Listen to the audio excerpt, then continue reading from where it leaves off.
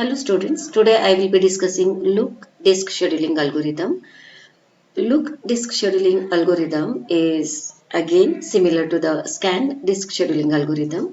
The only difference is Look will not visit the first and the last track if it is not the part of the given sequence. So let us see how it works. In the question it has been mentioned that the head is at position 50 and Look will start from 50.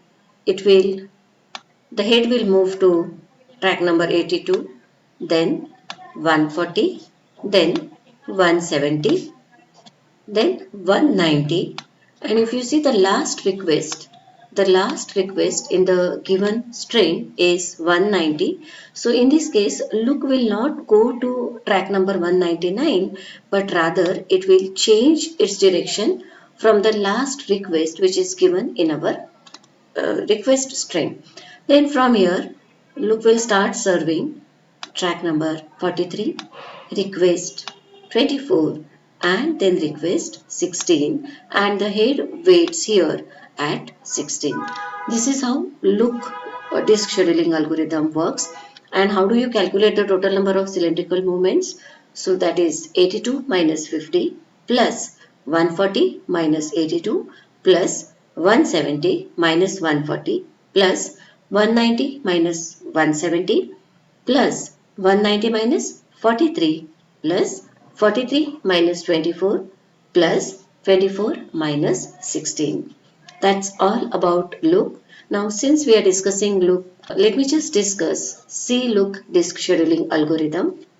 So in C-Look disk scheduling algorithm, this C-Look is very much similar to C-Scan. The only difference is in C-Scan, the head will move to the last track as well as to the first track. But C-Look will stop at the last request which is given in the string. So let's start. The header is at request 50. Then it will move to 82.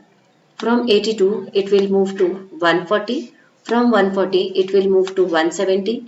And from 170, the head will move to 190. This is the last request given in the string. C-Look stands for circular look, and similar to our C-Scan, the request will be served only when the head is moving from left to right. No request will be served when the head is moving from right to left. So here if you see, the head is at track number 190. From track number 190, it will move to the first request which is given in our string, that is 16, and again from 16 it will move to 24, and from 24 the head will move to 43. So C-Scan, only the request will be served when the head is moving from left to right.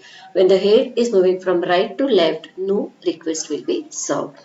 If we have to calculate the total number of cylindrical movements, then the formula is, or the calculation will be 82 minus 50 plus 140 minus 82 plus 170 minus 140 plus 190 minus 170, then 190 minus 16, then 24 minus 16 and 43 minus 24.